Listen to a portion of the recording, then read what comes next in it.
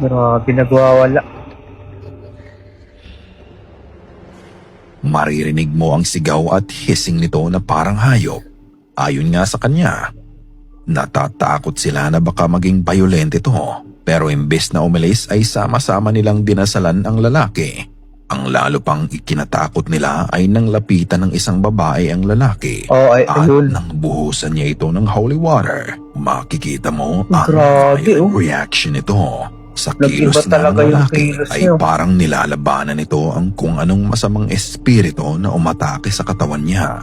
Maya-maya pa Ayun pala, may pulis na, din ng police officer na nakausap niya para siguraduhin na wala itong gagawing masama sa ibang deboto na nasa simbahan. Ngunit kahit ganoon, patuloy pa din ang pagdadasal nila para sa kanya. Ilang sandali pa ay dumating na din ang pare. Dito niya dinasalan ang lalaki upang paalisin ang nakasanib dito. Iba pa din ang kilos ng lalaki ngunit hindi nagtagal. Napakalma din ng pare ang lalaki. I was trying to light a novena when this began to happen. Makukulong ka nang wala kang kaalam-alam, eh, no? When I saw this man in torment, I knew that I had to sit down and pray for him. Siya yung babae It was na, actually ano, going on for about 15 Nagbuhos. minutes or so.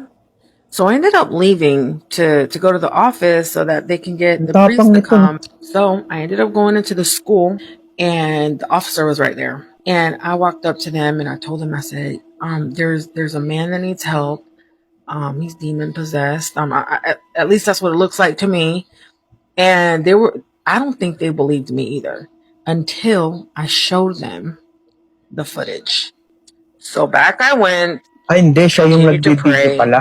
and literally like moments later, the officer came and then the priest showed up. Unfortunately, Ayun, no? hindi na natin alam kung ano ang sumunod na nangyari sa lalaki, kung ginawan pa ba ng succeeding exorcism rite ito. Dahil nang kumalma na ang lalaki ay umalis na din si Sandy sa simbahan. Pero ano sa tingin nyo? Is this an actual demonic possession na nasaksihan niya? Ikaw na ang humusga.